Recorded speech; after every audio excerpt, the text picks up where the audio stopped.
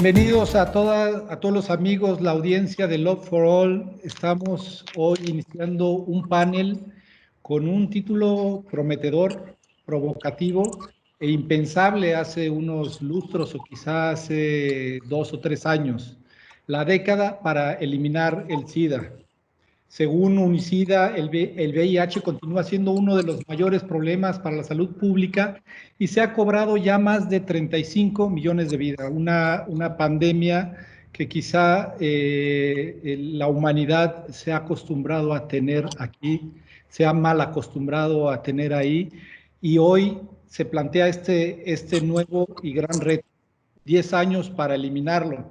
En este panel, donde vamos a analizar este tema, nos acompañan el doctor Jorge Saavedra. Él es el director ejecutivo del Instituto de Salud Pública Global en la Universidad de Miami y embajador global de salud pública para la Fundación de Atención Médica del SIDA. Bienvenido, Jorge. Un honor tenerte.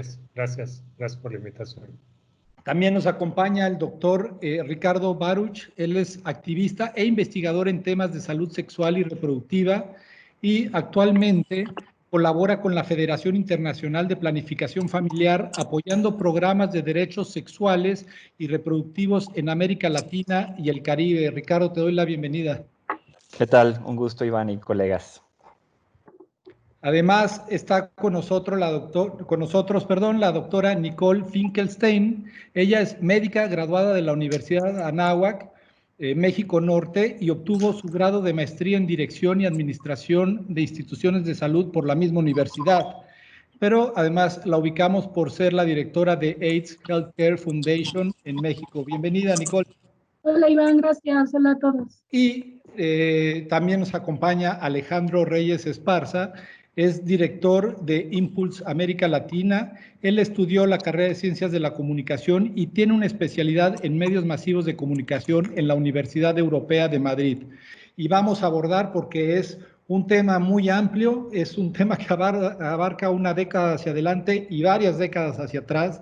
Así que, ¿qué les parece si comenzamos con Jorge intentando tener una película completa de lo que ha sido la enfermedad del SIDA en estos años, este panorama mundial? ¿Qué me dices, Jorge? Sí, cómo no, con gusto empiezo y doy un breve panorama general.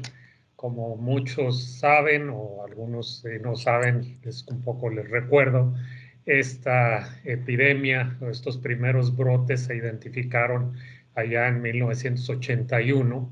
Básicamente los primeros diagnósticos se hicieron en Nueva York y después en San Francisco, y era una enfermedad grave, pero rara al mismo tiempo, que se estaba diagnosticando en hombres homosexuales, y de hecho se le empezaba a llamar la enfermedad gay o la enfermedad homosexual, y aún no se sabía qué era, de qué se trataba. Llegaban en etapas muy avanzadas las personas enfermos, en algunos casos con neumonía, en otros casos con sarcoma de Kaposi, que era un cáncer de la piel. Otros casos eran diarreas muy prolongadas con pérdida de peso importante, e invariablemente todos morían. O sea, era una enfermedad mortal. Años después, no muchos años después, el siguiente año se descubrió que era un virus, que se le llamó el virus de la inmunodeficiencia humana, o VIH. Y a la enfermedad se le llamó SIDA, o síndrome de inmunodeficiencia adquirida. Es decir, uno es el VIH, que es el virus, el otro es la enfermedad, que es el SIDA. Y bueno, ahora mucha gente está muy adentrada en lo que es el COVID y lo que es el SARS-CoV-2. SARS-CoV-2 es el virus y COVID-19 es la enfermedad. Bueno, así mismo, VIH es el virus, SIDA es la enfermedad. Bueno, esto fue ya en principios de los 80s, después que ya se descubrió que era un virus. También se descubrió cómo prevenirlo, porque era básicamente de transmisión sexual, y la forma de prevenirlo, desde un principio se recomendó el uso del condón como medida de prevención. Sin embargo, no había tratamiento en los primeros años. Era un diagnóstico de muerte. En promedio se iban a morir no más allá de 10 años, es decir, muchos se morían antes de 10 años y muy pocos lograban vivir un poco más de 10 años. Por los 10 años prácticamente ya todos estaban muertos. Empezó a afectar principalmente pues, a los hombres gays, hombres homosexuales, bisexuales, pero también empezó a afectar a los que usaban drogas intravenosas especialmente, y después a las mujeres esposas de hombres bisexuales o esposas o parejas de hombres que usaban drogas.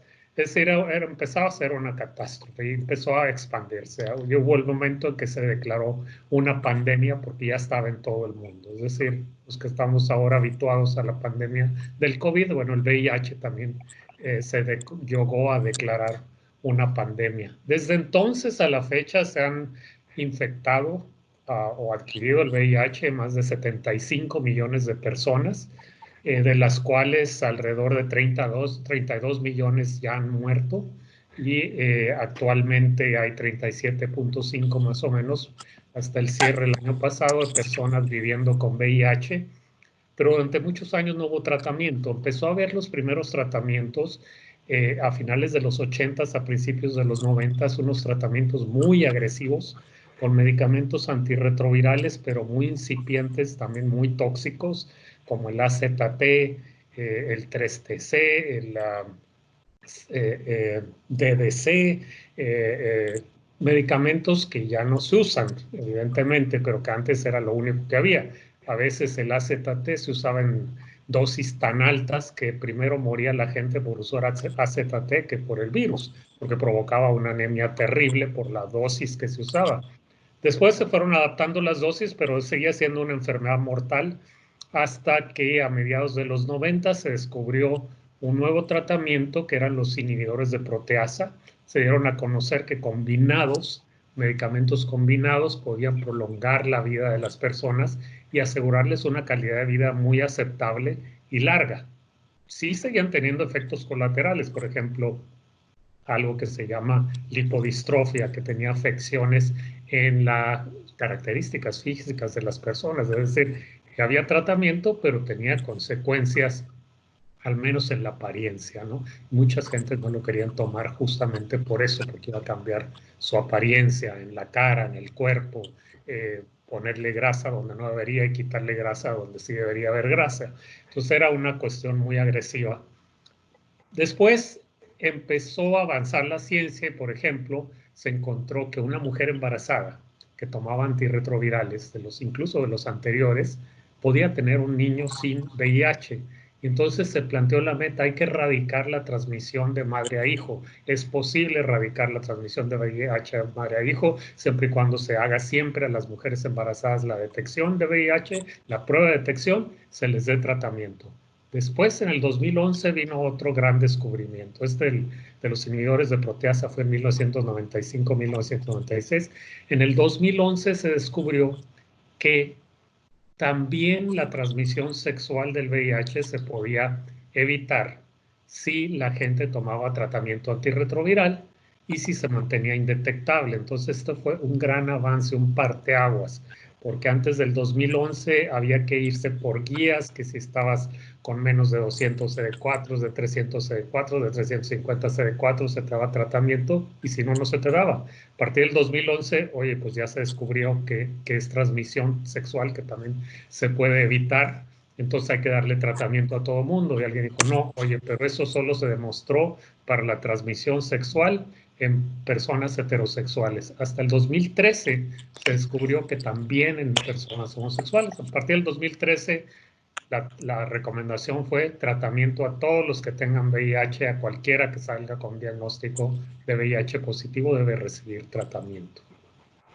Hoy, a pesar de estos tratamientos y a pesar de esta toma de conciencia y esta gran evolución histórica, cultural y también médica que nos platicas, hoy las nuevas infecciones se siguen registrando. Se habla de cifras elevadas, por ejemplo, en Europa del Este y Asia Central, hasta un 29%, 10% en Oriente Medio y África del Norte y 7% en América Latina, con algunos grupos de riesgo que, como bien señalas, desde el principio de la dispersión del virus y de la enfermedad, han padecido, ¿no? Entre ellos, hombres que tienen sexo entre hombres, transexuales, trabajadoras sexuales y parejas de estos grupos vulnerables que representan hasta el 54%, que es una cifra altísima. En este sentido, Ricardo, ¿qué implica, habla un poco, qué implica el plan de Unicida llamado Unicida 90-90-90 y cuáles han sido los avances en el contexto internacional? Se habla mucho, por ejemplo, del caso de Londres como ejemplo. ¿Nos puedes dar ese panorama, por favor? Claro que sí. Bueno, quisiera regresarme un poquito antes de hablar de las metas de 90-90, un poco a lo que estaba mencionando el doctor Jorge sobre este momento, digamos que en los 90, cuando ya hay medicamentos, pero hay muy poco acceso a ellos, ¿no? Entonces, en ese momento, gracias a la enorme presión de organizaciones de la sociedad civil, junto con agencias de Naciones Unidas y algunos gobiernos, se ponen de acuerdo en el año 2000 con lo que se llamó los Objetivos de Desarrollo del Milenio. Y uno de los 8 objetivos del desarrollo del milenio era precisamente detener la epidemia del VIH. Entonces resulta que estos ODMs tenían como objetivo el 2015, pero llega el 2015 y resulta que a pesar de que sí hubo un mayor compromiso por parte de diferentes sectores con detener la epidemia, sí hubo un mayor compromiso para poner dinero, por ejemplo, para brindar tratamientos, para aumentar la prevención, la verdad es que no logramos el objetivo y la epidemia pues seguía subiendo. Entonces, se plantea, digamos, que por parte de ONUCIDA, que es el grupo conjunto de Naciones Unidas que reúne varias agencias de la ONU, junto con también nuevamente sociedad civil, algunas fundaciones como Bill y Melinda Gates, algunos países muy activos como el caso de los países nórdicos, se ponen de acuerdo y empujan esta nueva agenda que se llama el 90-90-90 y que tiene que ver con que para el año 2030 tenemos que lograr que el 90% de las personas que viven con VIH conozcan su estatus. De ese 90%, el 90% de las personas estén en tratamiento y de ese 90%, el 90% tengan una carga viral indetectable. ¿Esto qué significa? Cuando una persona vive con VIH y está utilizando tratamiento antirretroviral, digamos que el estado ideal al que debe llegar es un estado en el que la cantidad de copias del virus en su cuerpo va a ser tan chiquita que este virus es indetectable, por decirlo de una forma. Y esto significa que, por un lado, la persona tiene la posibilidad de tener una buena calidad de vida, pero también, como ya lo mencionaba Jorge, tiene la posibilidad de no transmitirlo a otras personas, ¿no? Entonces, estamos hablando de que es bueno para la persona, pero también para la salud pública, porque no hay posibilidad de que haya transmisión. Ahora, pareciera muy sencillo, pero en realidad no lo es. En primer lugar, porque necesitamos que el 90% de la población conozca su estatus, y para eso tenemos que hacer muchas pruebas de detección. Y sabemos que hacerse la prueba de detección del VIH no es tan sencillo, sobre todo porque todavía tenemos muchísimo estigma y discriminación hacia las personas que viven con VIH, ¿no? Entonces hay mucha gente, por ejemplo, que dice, pues siento que yo podría ser positivo, pero prefiero no saberlo, entonces no me hago la prueba. Hay otras personas, por ejemplo, que no se sienten vulnerables porque dicen, pues yo solo tengo una pareja sexual, entonces no tengo por qué hacerme la prueba porque pues yo no estoy en riesgo, entre comillas. Y así como estas, hay muchas otras razones por las cuales no se hace la prueba, pero por ejemplo, y eso provoca pues que no podamos llegar tan fácilmente a ese 90. Por ejemplo, en el caso de México, de acuerdo a las cifras que marcó Censida el año pasado, decía que andamos como por un 79%, es decir, 4 de cada 5, todavía no llegamos allá. Luego, quien ya sabe que tiene VIH, pues tiene que ir a algún sistema de salud por sus medicamentos. Sabemos que en la mayoría de países, afortunadamente, ha habido un incremento sustancial de personas que tienen acceso a medicamentos, pero todavía no todas lo pueden lograr. Pero después de ello, necesitas que haya además una buena adherencia, es decir, que las personas que ya estén en tratamiento puedan seguir con ese tratamiento durante años, durante básicamente toda su vida, porque solo de esta forma van a lograr que la carga viral se mantenga indetectable. Entonces, este es un gran reto, pero ya se ha logrado en varios países. O sea, hay países tan diversos como es el caso de Camboya en Asia, como Botsuana en el sur de África o como Dinamarca en Europa, que ya están logrando este 90-90, ¿no? Entonces, uno podría pensar, no, es que esto solo va a pasar en los países con mucho dinero, ¿no? Pero, o sea, Camboya y Botsuana, siendo países de ingresos bajos, lo han logrado. Entonces, esto significa que cuando en un país se ponen de acuerdo y hay suficiente voluntad política, hay suficientes recursos, hay estrategias adecuadas y políticas públicas para lograrlo, sí lo podemos alcanzar, ¿no? Y además, en este sentido, hay ciudades, por ejemplo, como es el caso de Londres, donde se ha alcanzado no solamente el 90-90-90 con la detección, sino que también se han implementado diversas estrategias de prevención que son novedosas, como es el caso de la profilaxis preexposición o la PrEP, y también, por ejemplo, la reducción de daños para personas que utilizan drogas, particularmente como el chemsex. Entonces, cuando juntas todas estas estrategias, que además están basadas en evidencia científica, puedes tener una respuesta mucho más efectiva para detener la epidemia del VIH, ¿no? Entonces, ya tenemos evidencia de que sí se puede, solamente tenemos que juntar todos estos factores y, sobre todo, pues lograr también que haya una participación muy significativa de las comunidades más afectadas, que son un poco las que ya mencionabas hace unos momentos, Iván, como son los hombres gays y hombres que tenemos sexo con hombres, las trabajadoras y trabajadores sexuales, las personas trans y los usuarios y usuarias de drogas inyectables. Muchas gracias, Ricardo. Qué interesante panorama nos das y das pie para trasladar esta óptica a nuestro país. ¿Qué sucede? ¿Dónde están estos factores, estas piezas que se requerirían para alcanzar un 90-90-90 en México? Y para eso cedo la palabra a Nicole Finkelstein.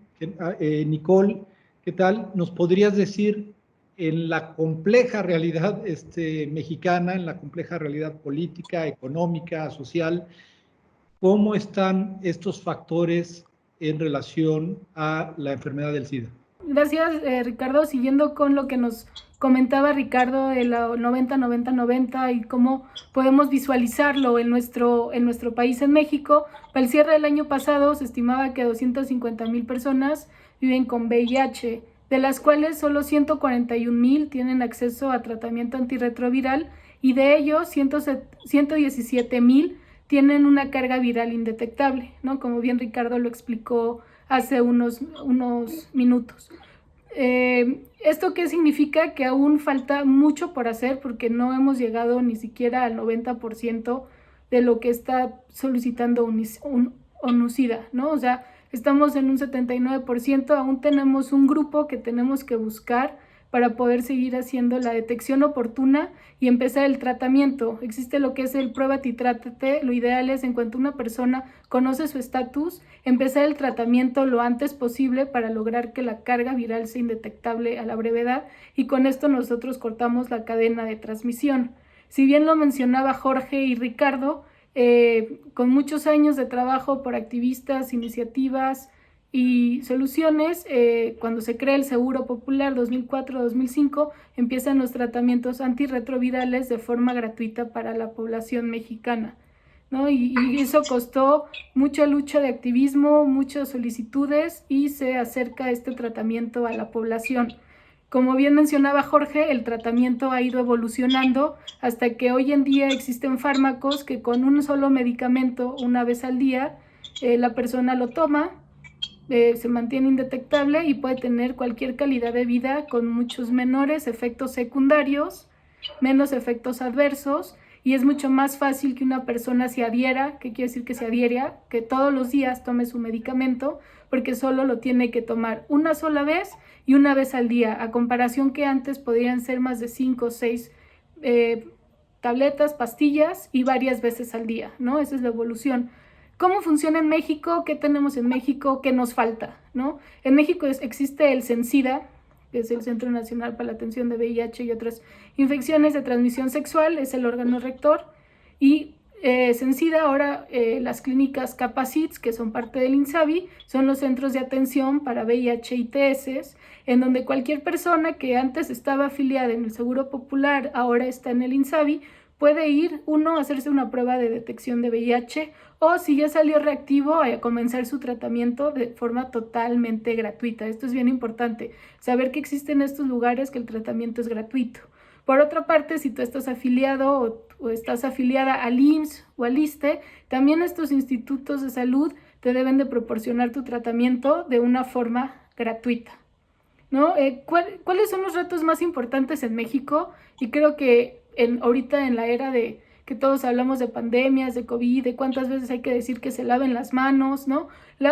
Lo principal y lo más básico es una educación, hacer prevención, educando a las personas, no de una forma prohibicionista, sino explicando todas las opciones que existen de forma de prevención, ya sea el uso del condón, la prueba de si tienes prácticas de riesgo, realizarte tu prueba rápida, lo que hay PrEP, lo que hay PEP, ¿no? Todos los métodos de prevención combinada que existen hoy en día en algunos países, que esperemos que en México esté pronto el autotest de VIH, ¿no? Donde una persona puede hacerse la prueba y si sale reactivo, continuar con el proceso.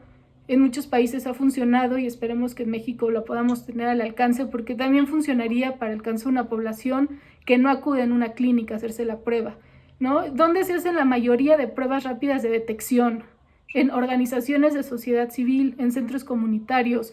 Se ha visto y se ha demostrado que la población tiene mayor confianza a centros que son amigables con la población LGBT+, o que son accesibles para todas las personas. Y menciono la comunidad LGBT+, porque es a donde la mayor población de riesgo existe por las prácticas sexuales, porque no es por la pareja sexual, sino por la práctica sexual que tú tienes. Una persona que recibe sexo anal y es pasivo tiene mucho mayor riesgo por las características de la mucosa del ano, a diferencia si es activo, y así podemos ir viendo las prácticas, ¿no? Entonces, cuando se para que las organizaciones de sociedad civil no tengan pruebas, no tengan recursos para poder acercar estas herramientas de detección a las comunidades, ¿no? En trabajadores o trabajadoras sexuales, en centros nocturnos, en lugares de difícil acceso que el gobierno en verdad no llega, pues el número de detecciones disminuye. Cuando nosotros reducimos el número de detecciones, pues el número de personas que conocen su estatus disminuye.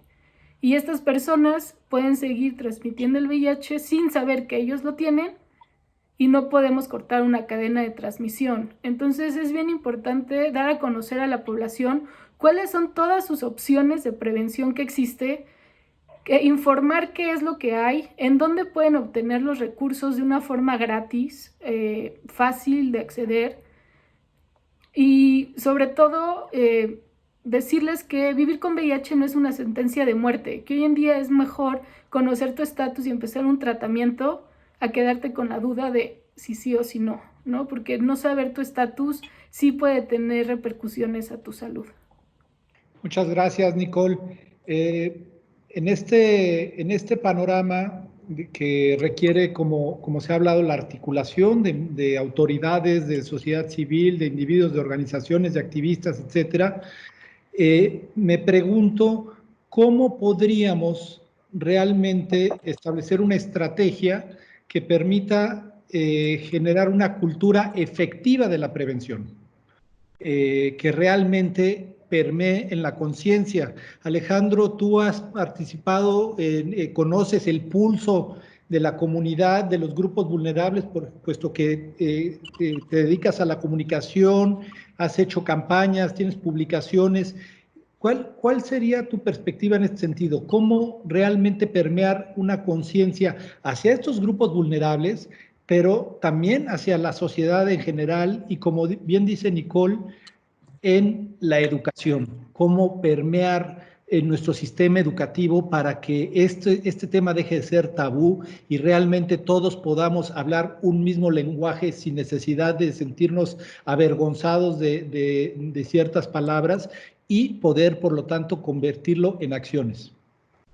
Sí, claro que sí. Yo creo que Nicole le dio al clavo. Hay una palabra fundamental que es educación, y eso es algo que nos ha costado mucho trabajo en este país, no nada más en este país, sino en el mundo entero, ¿no? La palabra estigma en el VIH yo creo que es un peso que llevamos cargando desde que empezó, y pues seguimos cargándolo desafortunadamente.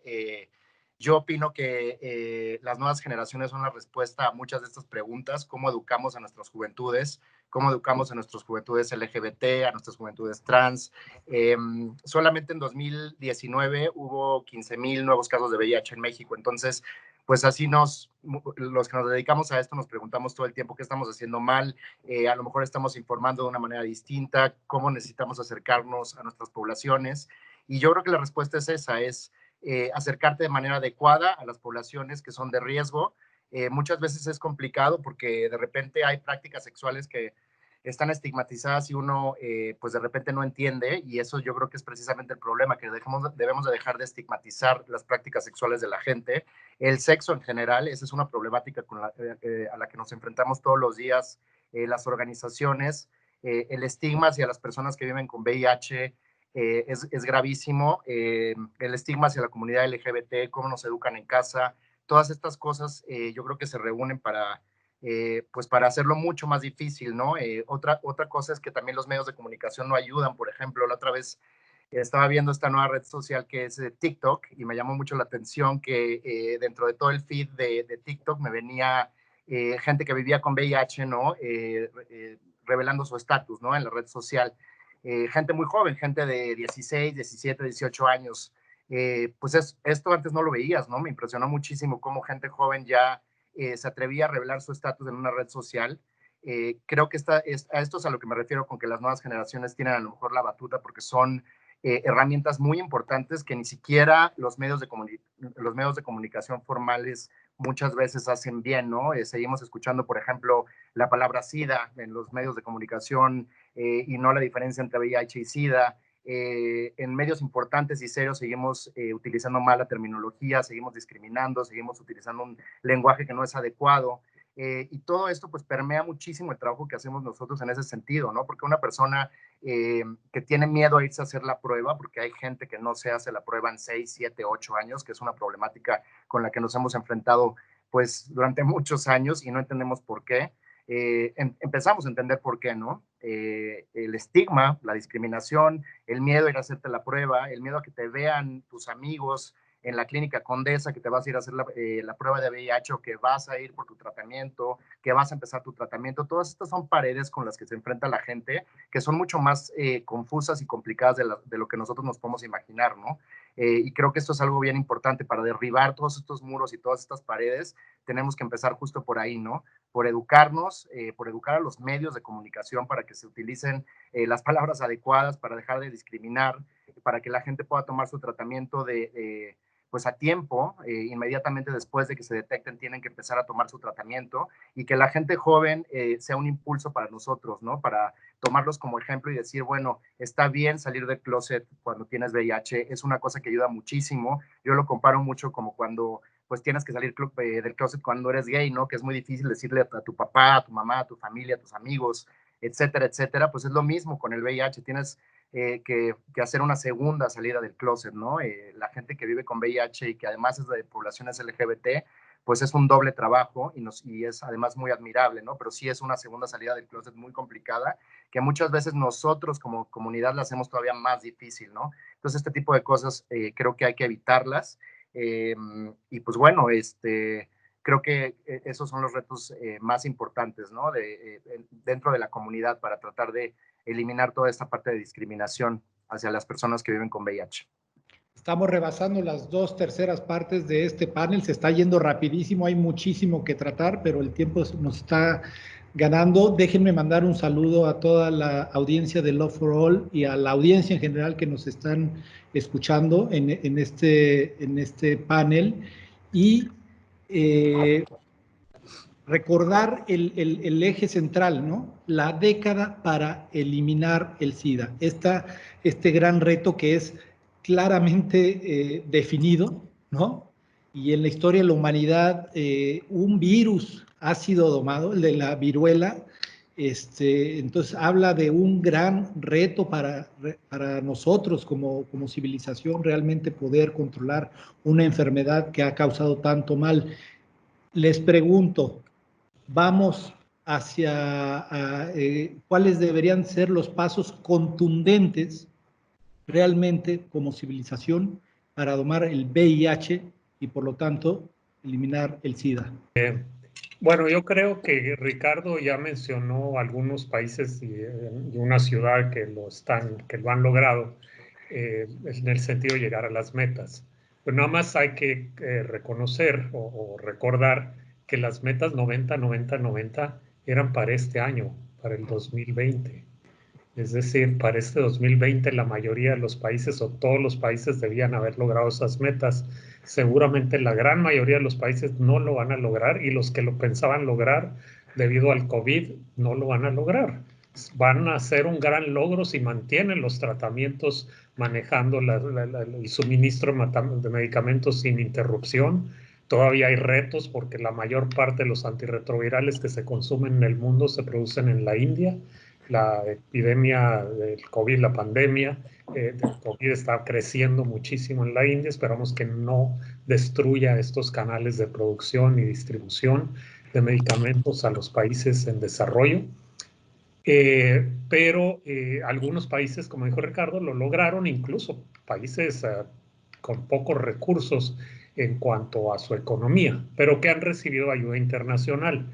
Entonces, para el 2030, que es la década para realmente eliminar la epidemia de VIH, eliminar nos referimos a lograr controlar de manera efectiva como un problema de salud pública, ¿no? No es que vaya a desaparecer. ¿Por qué? Porque la gente con VIH va a seguir viviendo, no se va a morir. Entonces, el VIH ahí va a seguir, pero va a lograr ser controlado, y a eso es a lo que se le llama la década para eliminar el VIH para el 2030. Entonces, para el 2030 ya serán no 90-90-90, sino 95-95-95, esperando que esto se logre controlar.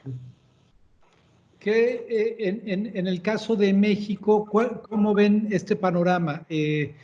Es una trayectoria larga, un historial importante, pero ¿qué deberíamos de hacer como primeros pasos para que esta década inicie con otro talante? Abro la pregunta para todos. En México, el año pasado, justo el 12 de junio, se dio un paso importante que fue el nuevo paradigma de VIH, ¿no? Que se introdujo el nuevo medicamento, el Biktarvy, con menor efectos secundarios, menor costos, más eficaz, de una sola toma, que es el medicamento de vanguardia que hay ahorita, ¿no? Reemplazando tratamientos antiguos que habían en el sector salud y estandarizando este tratamiento para todas las personas con VIH. Ya se lleva un año con ello, se ha acercado, se han hecho los cambios de tratamiento, pero ¿qué debemos hacer como país para poder lograr lo que dice Jorge, el 95, 95, 95? Y yo le agregaría un cuarto 95, que es la retención, porque una persona pues, tiene que estar en retención en sus clínicas y adherida a las clínicas para poder mantenerlo todo el tiempo, ¿no? Para que todo el tiempo esté con su carga viral suprimida. Primero, lo que no se visibiliza no existe y se convierte en tabú.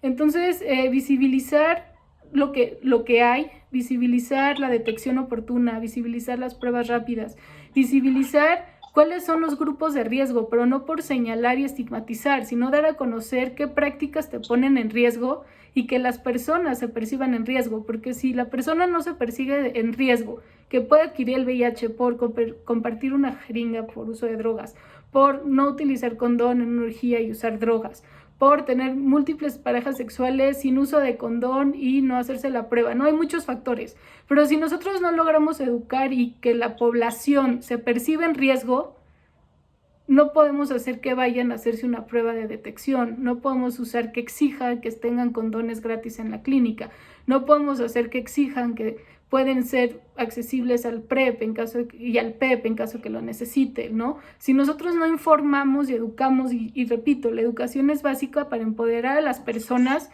y que las personas sean las mismas que exijan al gobierno los derechos a la salud, que son lo que les correspondan. Y derecho a la salud es un derecho a la salud sexual, salud reproductiva, no solamente es reproductiva, también es placer, ¿no? Y que el gobierno te tiene que dar los condones, porque sí, en las clínicas debe de haber condones, en las clínicas debe de haber tratamiento post-exposición, pre-exposición, poder hacerte una prueba y darte luego el medicamento, que te pueden hacer tus estudios de carga viral y CD4, como marca la norma, ¿no? Por lo menos cada 6 meses.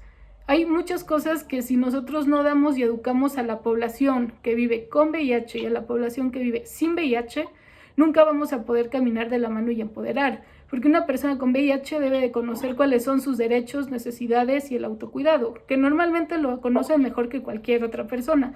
Pero la población que vive sin VIH tiene que ser educada a saber que las personas con VIH son como cualquier otra persona, que no necesitan, si los abrazas no se te va a pegar el VIH, que no se dice contagio, que se dice transmisión, que ellos tienen que ser también portavoz, ¿no? No presumarte una causa significa que vivas con una causa, sino que vas a abrir puertas para muchas otras personas.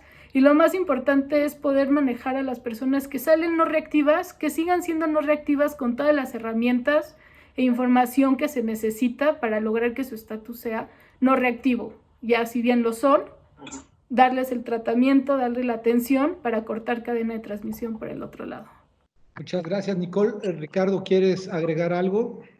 Claro, yo creo que en este tema de educación, una de las cosas muy importantes han sido la educación integral en sexualidad, que es algo que venimos, que desde el mundo del VIH, pero desde otras causas, por ejemplo, en derechos, en prevención de embarazo adolescente, incluso en tema de diversidad sexual, varios movimientos venimos exigiendo desde hace muchísimos años que es necesario que desde la infancia y la adolescencia en las escuelas se hable de prevención de VIH y de infecciones de transmisión sexual, y no lo hemos logrado desafortunadamente, aunque el año pasado hubo una reforma constitucional en México que dice que ahora es un derecho la educación en sexualidad. Entonces, esto es algo que esperamos que pronto se vaya a implementar y que por supuesto desde sociedad civil vamos a estar impulsando a que se lleve a cabo. Por otro lado, otro comentario que yo quería hacer es que justamente pues pensando que estamos en junio y que la audiencia principal es de la comunidad LGBTI+, pues recordar que la mayor parte de los casos, por ejemplo, de estos 15,000 casos nuevos que habla Alex, están en nuestra comunidad, sobre todo entre hombres gays y bisexuales y mujeres trans, ¿no? O sea, el grueso de la epidemia en México y en muchos países de América Latina siguen estando en nuestra población. Eso significa que nosotros como comunidad tenemos que buscar las formas de prevenir, necesitamos buscar las formas de evitar este estigma y discriminación, porque incluso dentro de nuestros espacios todavía existe desafortunadamente este estigma hacia las personas que viven con VIH, a pesar de que seguramente todas las personas de la comunidad LGBTI en México conocemos personas que viven con VIH, ¿no? A veces quizás no lo sabemos, pero seguro que conocemos a alguien y desgraciadamente pues seguimos discriminando. Y otra cuestión también es que necesitamos estrategias de prevención específicas para nuestra comunidad. Por ejemplo, hay fenómenos nuevos que se están dando, como es el caso en México del uso del crystal meth, que está subiendo muchísimo entre hombres gays, pero que no hacemos suficientes estrategias, por ejemplo, de reducción de riesgos para evitar la transmisión en esos casos. O, por ejemplo, hay muchas personas que están dejando de utilizar condón y están practicando el bareback, es decir, la penetración anal sin condón, y no estamos buscando estas nuevas estrategias, como es el caso de la PrEP, para que las personas que deciden abiertamente practicar el sexo sin condón, pues también puedan estar protegidas, ¿no? Entonces, yo creo que sí tenemos que visibilizar también estas estrategias que son fundamentales y que tenemos que implementar desde sociedad civil, pero también necesitamos la ayuda del gobierno, ¿no? No olvidemos que ya mencionaba Nicole que el año pasado, desafortunadamente, desde el gobierno federal se dejó de apoyar a las ONGs que desde Sencida por muchos años se apoyaron, y sin este recurso muchas organizaciones no pueden funcionar, no pueden dar los servicios de detección y de prevención a nuestra población, y esto sin duda es algo que pues no va a ser tan fácil de complementar. Es decir, necesitamos esos recursos para seguir funcionando y pues ojalá que logremos de alguna forma darle vuelta a esta decisión que se dio el año pasado desde la Secretaría de Salud. En ese sentido, y ahorita te cedo la palabra, Alejandro, pero en ese sentido estamos hablando de autoridades que a lo mejor no están siendo del todo sensibles de esta situación. ¿Cuál sería una acción contundente y práctica, más que solo un llamado a la toma de conciencia, sino decir, oigan, sentémonos en una mesa de diálogo, exhibir las cifras en un foro verdaderamente importante? No sé, quizá apelar a como decía Jorge, a la misma situación de la pandemia actual y hacer referencia que estamos hablando de una pandemia que además ha cobrado muchas más muertes que la pandemia actual. Entonces, ¿cómo podríamos realmente sensibilizar, si esa es la palabra, a las autoridades para que se reconsidere este tipo de de ayuda y para que haya una continuidad en busca de los objetivos tan grandes que además México ha firmado. Tenemos un compromiso. Entonces, ¿qué podríamos hacer? Bueno, en muy breve te podría responder que lo que primero tiene que hacer nuestro gobierno actual es poner sus reglas de operación en claro de cómo funciona el INSABI y cómo va a ser la universalización de los sistemas de salud. Abriendo estos accesos de la universalización y tener un sistema de salud sin discriminación y abierto para todos lo que lo necesita sería un gran paso. Seguramente ellos conocen la necesidad y estoy segura que conocen los acuerdos y los compromisos. Aquí lo que tenemos que lograr y demostrar, porque se ha demostrado, es que haciendo una sinergia se logran mejores y más resultados, ¿no? Confiar tanto el gobierno en organización de la sociedad civil como por algo existimos, ¿no? Pero las organizaciones de sociedad civil confían en el gobierno y poder trabajar en conjunto. Jorge.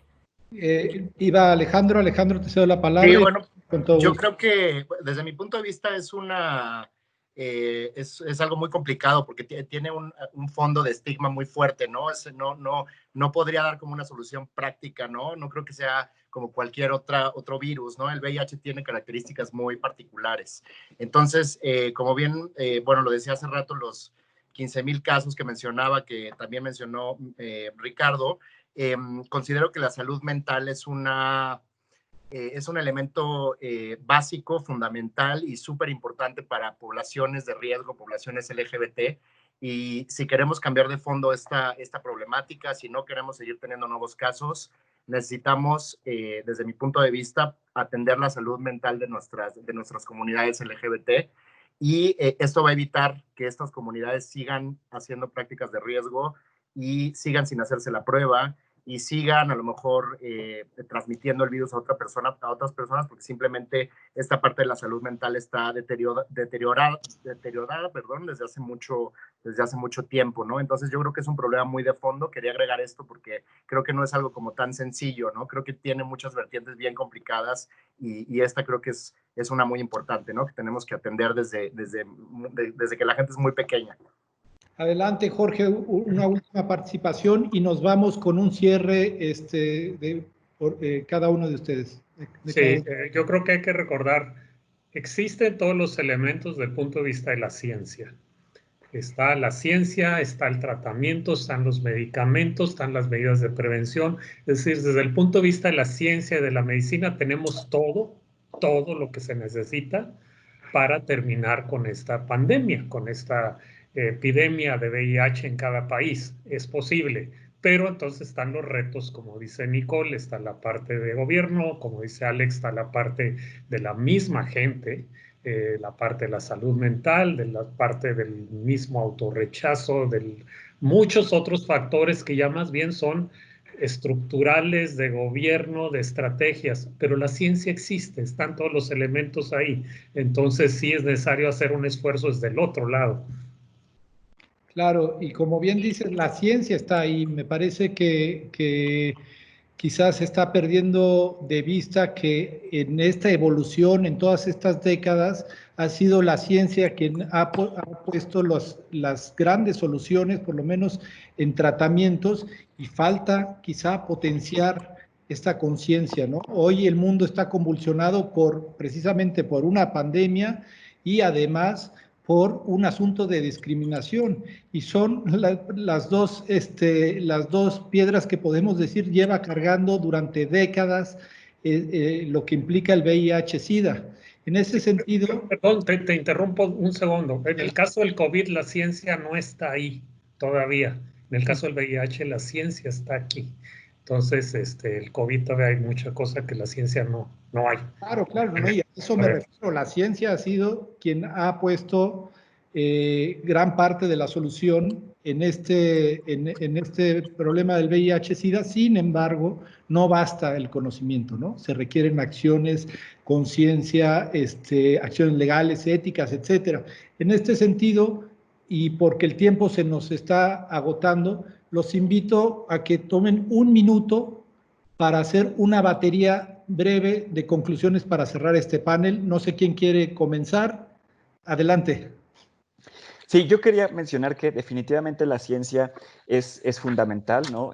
Pero también necesitamos reactivarnos como comunidad y exigir nuestros derechos. Yo creo que durante este año y el año anterior vimos cómo muchas personas viviendo con VIH que experimentaron el desabasto de sus tratamientos, salieron a las calles a exigir, a cerrar calles, a romper vidrios, y que a veces yo creo que es muy necesario porque solo así el gobierno nos escucha, ¿no? Obviamente no es la única forma, pero sí es una muestra de que si nosotros nos dormimos en nuestros laureles, a pesar de que estén ahí los tratamientos, si hay fallas, por ejemplo, en el abasto, si hay fallas en la voluntad política, pues nosotros no podemos bajar la guardia. Tenemos que exigir nuestros derechos como comunidad LGBT, como personas que vivimos y convivimos con VIH, y sobre todo, pues como ciudadanos y ciudadanas que necesitamos que haya sistemas de salud fuertes y que puedan responder no solo al VIH, sino también ya vimos que al COVID, a las infecciones de transmisión sexual, a casos de cáncer relacionados con VPH, que también son muy fuertes en nuestra comunidad, entre muchas otras cosas. Muchas gracias, Ricardo. ¿Quién cierra? Nicole, Alejandro. Adelante, Alejandro. Bueno, pues yo nomás me gustaría decir unas últimas palabras. Esta parte de salir de nuestra burbuja también creo que es súper importante, porque muchas veces estamos acostumbrados a escuchar solamente casos como muy cercanos, a lo mejor en la Ciudad de México, en la gran capital, en donde tenemos muchas soluciones a la mano, y pues bueno, muchas veces no nos fijamos en lo que hay fuera, ¿no? Entonces es bueno de repente romper esa burbuja para darnos cuenta qué es lo que está pasando afuera, y también las problemáticas muchas veces se encuentran ahí. Hacerte la prueba, siempre lo decimos, ¿no? La importancia de hacerte la prueba, no importa las prácticas sexuales que realices, no importa lo que hagas en tu cama, no importa qué sustancias te metas, no importa nada, solamente recalcar la importancia de hacerte la prueba una vez cada 6 meses, y pues bueno, seguírselo diciendo a los jóvenes, a la gente que tiene una vida sexual activa, a la comunidad LGBT, y pues bueno, si tienes mantenerte indetectable, ¿no? Que es importantísimo que todo el mundo lo recuerde. Nicole. Bueno, para cerrar, y por que estamos en el mes del orgullo y en este foro de Love for All, me gustaría decir que al VIH no le importa qué bandera cargues, ¿no? No importa ni qué bandera tú tengas, ni qué religión tengas, el VIH no discrimina. Hay que saber qué es el VIH, cómo se transmite, cómo me puedo prevenir, y si el VIH no discrimina, nosotros tampoco deberíamos de discriminar, ¿no? Todos podemos vivir en una comunidad de entendimiento, y conociendo las necesidades y conociendo todas las demás. El conocimiento quita el miedo, ¿no? Porque al final una fobia es el miedo a lo desconocido. Entonces, quitemos estas fobias, quitemos el miedo, informémonos, y hay muchos lugares, no nada más en Ciudad de México, en toda la República Mexicana, en donde pueden acercarse a hacerse una prueba rápida de VIH, y también les van a apoyar para vincularse a los sistemas de salud para recibir su tratamiento. No nada más está AHF México, hay cientos de organizaciones más que replican el modelo, que dan este servicio, y acérquense, pregunten y exigen sus derechos, ¿no? Y gracias. Muchas gracias, Nicole. Jorge, ahora sí que te tocó abrir y cerrar este panel, el círculo. Bueno, gracias por la invitación, gracias a todos, Nicole, Alex, Ricardo, compañeros de lucha y de muchos años en este tema. Yo solo quiero decir que pues, es en este momento inevitable hablar del COVID. El COVID seguro, pero no solo a México, a todo mundo le va a retrasar lograr metas que se tenían para este año. Lo que debemos de exigir, lograr, es no dar marcha atrás. Es decir, tal vez se retrasen las metas de este año y va a ser inevitable, pero lo que no debemos de permitir es dar marcha atrás. Eso es lo único que quisiera agregar. Muchas gracias. Sin duda, el futuro está determinado por las acciones que se hacen hoy, y los mensajes de Unicida son claros. El objetivo es claro: 0 nuevas infecciones por el VIH, 0 discriminación y 0 muertes relacionadas con el SIDA.